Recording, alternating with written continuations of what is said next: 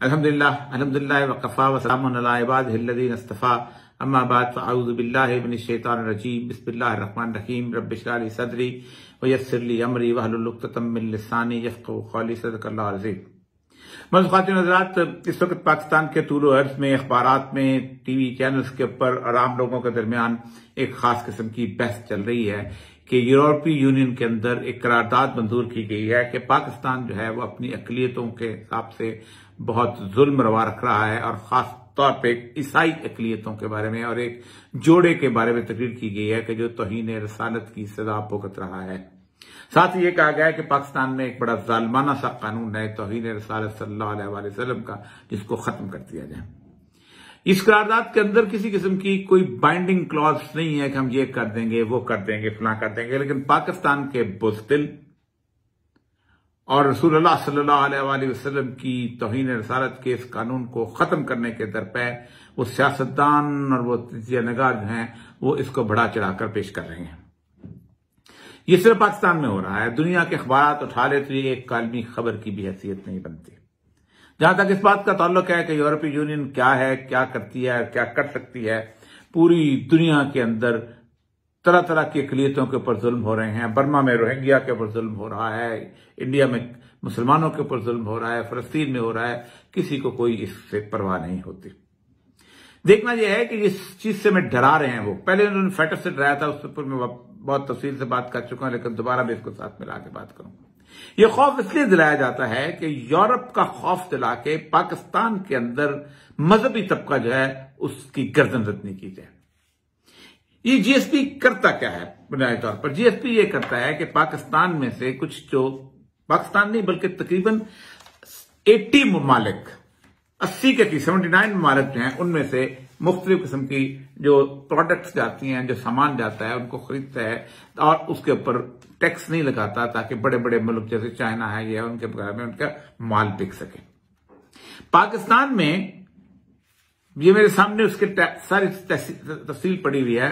पाकिस्तान में ये सिर्फ फायदा देगा आपकी टेक्सटाइल इंडस्ट्री को, जो फैसलाबाद के अंदर मौजूद है, जो मेरे लिए कमीज नहीं बनाती, नाइकी के लिए बनाती है, जो मेरे लिए शलवार कमीज नहीं बनाती, पोलो के लिए बनाती है, और बदले में $1 लेके और वो सरमायादार जो है वो फैसलाबाद से उसको उठाता है और कहीं किसी और जगह उसको या किसी और मुल्क में एक और फैक्ट्री, क्या वो केनिया में लगा ले, किसी और जगह लगा ले, ताकि अपने आप महफूज रखे। मैं वो तफसील में नहीं जाना चाहता।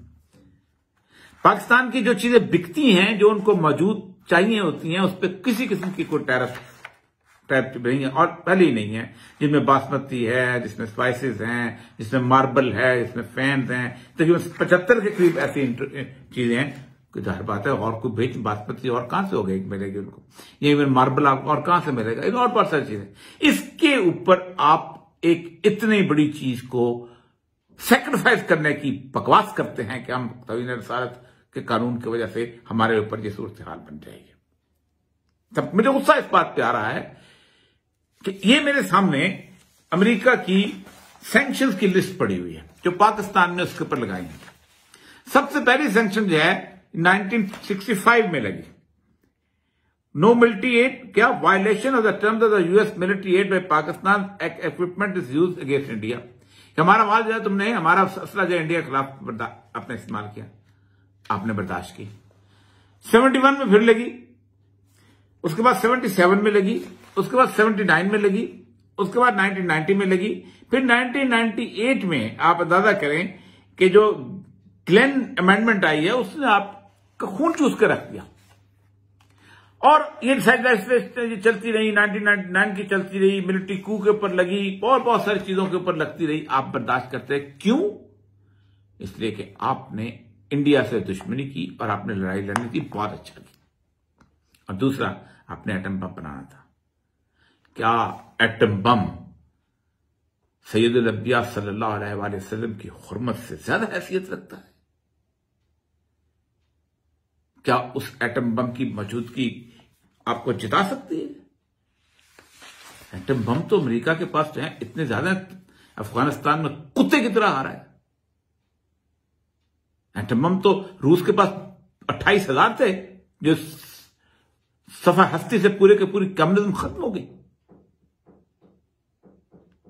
मुझे सिर्फ आज आपने मुझे कभी इस तरह की सूरत में देखा होगा क्योंकि बुनियादी तौर पर मजाक बना दिया रसूलुल्लाह सल्लल्लाहु अलैहि वसल्लम की हुर्मत को इस मुल्क के अंदर। अब इस मुल्क की मिसाल दूंगा कि जो अल्लाह को नहीं मानते लेकिन उनके यहां एक निजाम चलता है और वो है नॉर्थ कोरिया। नॉर्थ कोरिया जो है वो एंटी वेस्ट भी है और एंटी इंपीरियलिज्म भी है और एंटी कैपिटलिज्म भी है। छोटा सा मुल्क है, कोई ऐसा जिससे कहते हैं कि ज्यादा जैसे आप समझते हैं कि माशी लिहाज से मुस्तहकम भी हो, कुछ वो नहीं है। उन्होंने कहा हम अपनी एक जिंदगी गुजारना चाहते हैं और हमारे सामने हमारा मुस्तकबिल है, हम समझते हैं हम जो करना चाहते हैं हम करें, हम मिसाइल बनाएं, हम उसके साथ एटम बम बनाएं, कुछ बनाएं, हमारी मर्जी है, तुम कौन होते हो हमें रोकने वाले। 58 से जिस दिन उन्होंने पहली दफा साउथ कोरिया के ऊपर हमला किया था, 58 से उसके ऊपर मुख्तलिफ किस्म की सैंक्शंस लगी चली आ रही है, मुख्तलिफ किस्म। ये मैं वो लिस्ट आपको हैरान होंगे आप बताऊं तो आप हैरान, दुनिया की कोई ऐसी सैंक्शन नहीं है, यूनाइटेड नेशन ने सैंक्शन लगाई है उस मुल्क के ऊपर, लेकिन मजाल है कि उनके पाए इस्तकलाल में लफ्ज चाहिए एक घंटे के लिए। और इस वक्त ये जो गार्डियन की रिपोर्ट मेरे सामने पड़ी हुई है कि प्योंगयांग जो है इस वक्त दुनिया के जदीद तरीन शहरों में से एक शहर है। और वो निकालेंगे जो गुर्बत गांव में गुर्बत फला जगह गुर्बत होती है, ये वाशिंगटन डीसी के अंदर गुर्बत है। 25 लाख बेघर लोग हैं दुनिया की सुपर पावर में। मैंने खुद शिकागो के अंदर -24 के अंदर एक बेचारे स्याफाम शख्स को रेडी के ऊपर अपना सामान डाल के जाते हुए देखा है और इंतजार कर रहा था कि आप शेल्टर का दरवाजा खुले, मैं रात को शेल्टर के अंदर हो जाऊं, चला जाऊं, रात गुजार के सुबह बाहर आ जाऊं। 20 लाख लोग। गुर्बत कहां नहीं है? और गुर्बत क्या यूरोप के अंदर नहीं है, गुर्बत का ग्लास्को के अंदर नहीं है, गुर्बत क्या कोलोन के अंदर नहीं है। लेकिन मसला सारा यह है कि हम उनको पेश नहीं करते। ये जनरल सिस्टम ऑफ प्रेफरेंसेस जिसको कहा जाता है, ये जनरल सिस्टम ऑफ प्रेफरेंसेस जो है ये भी अब तो इसलिए इनफेक्टिव हो चुका हुआ है कि पाकिस्तान की इस टेक्सटाइल की प्रोडक्ट्स को खरीदे बगैर चारा ही कोई नहीं, क्योंकि 2 बड़े मुल्क थे जो उनको सप्लाई करते थे, एक इंडिया और एक बांग्लादेश। दोनों जो है कोरोना की वजह से अपनी टेक्सटाइल नहीं बेच रहे, पाकिस्तान की टेक्सटाइल बूम पे चले गए, जो खान साहब कहते हैं। ये तसव्वुर, ये डिस्कशन जिन अखबारों में हो रही है, वो डिस्कशन जो है इस मुल्क के अंदर दबा नहीं होनी चाहिए। वो डिस्कशन तौहीन रसालत के ज़ुमरे में आती है। हमने सोचा कैसे कि 2-2.5 हजार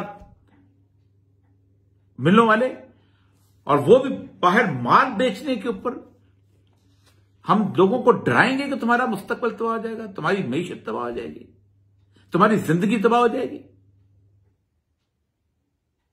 तकरीरें करते हैं ईद मिलादुन नबी के ऊपर, इतनी बड़ी बड़ी सदर पाकिस्तान भी, वजीर आजम पाकिस्तान भी बातें करते हैं, मिश्क रसूल के अंदर रचे बते हुए हैं। जवाब दिया आपने, बड़ा अच्छा किया, बहुत अच्छा किया।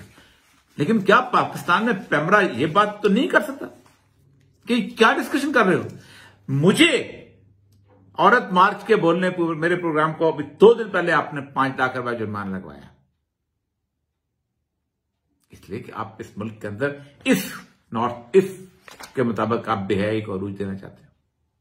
आपने अपना मुल्क तबाह किया। कि मैं आखिरी बात कर रहा हूं क्योंकि बात लंबी हो रही है। आपने अपना मुल्क तबाह किया, आपने रसूलुल्लाह सल्लल्लाहु अलैहि वसल्लम की हिदायत कुरान की तालीमात के खिलाफ गए। कुरान कहता है वलकुम फिल क़िसास हयातुन या उलिल अलबाब, हमने किसास में जिंदगी रखी है। अगर तुम वाकई सही हो और चाहते हो, ध्यान रखते हो, उलिल अलबाब हो, अच्छी तरह समझदार लोग हो।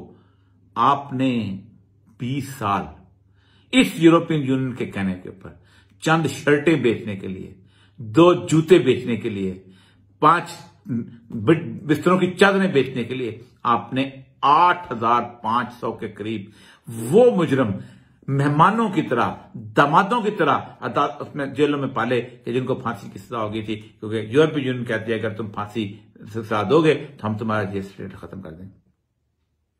हुआ क्या? 800 वो लोग थे कि जो दहशतगर्द जिन कोर्टों से सजा में थे। आपके यहां APS हुआ, आपकी चीखें निकल गई।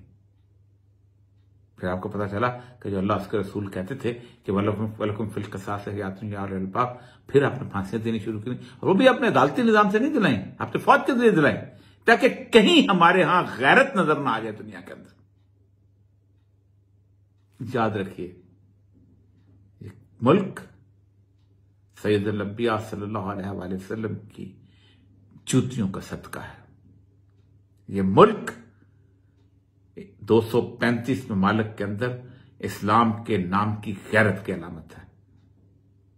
कोई मुल्क ये दावा नहीं कर सकता, कोई मुल्क ये दावा नहीं कर सकता कि उसकी बुनियाद ला इलाहा इल्लल्लाह पे रखी गई थी।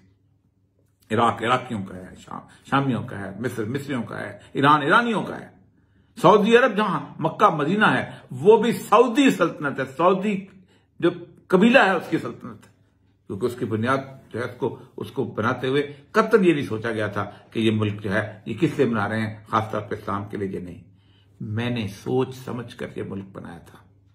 मैंने कहा था मैं हुसैन बख्श उन्नड़ हूं और ये गुरदनदास उन्नड़ है। मैंने कहा था मैं नजीर हुसैन चट्ठा हूं और ये करम सिंह चट्ठा है।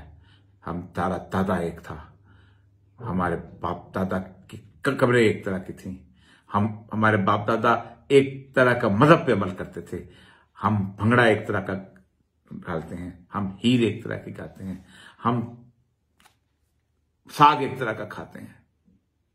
मेरा भाई नहीं है क्योंकि ला इलाहा इल्लल्लाह मुहम्मद रसूलुल्लाह नहीं कहता। हमने वतनियत के तस्वर को खत्म किया था। हम हैं कि जो अलामत हैं, याद रखें, ये मुल्क अल्लाह के खैरत की अलामत है। इस मुल्क के साथ जिसने जो खिलवाड़ किया उसको सजा मिली। ये कल की बात है। 3 बड़े खानदान थे कि जिन्होंने इस मुल्क के साथ खिलवाड़ किया 1971 के अंदर। एक भुट्टो खानदान जिसको अपनी हवस और लालच थी कि मगरबी पाकिस्तान में इख्तियार आ जाए। एक शेख मुजीबुर रहमान का खानदान जिसने इस मुल्क की असास के खिलाफ वतनियत की बुनियाद पे अपना परचम उठाया। अब तीसरा इंदिरा गांधी का खानदान जिसने कहा था कि मैं नहीं 2 कौमें दरिया खलीज में डुबो दिया। 1971 से लेके आज तक के खानदान किसी एक शख्स को तभी मौत के साथ दफनाने को तरस चुके। इससे ज्यादा इबरत क्या हो सकती है? बात आ जाओ, मेरा अल्लाह इस मुल्क के साथ बहुत गैरत वाबस्ता रखता है। फातह बरूजा और अब्सार।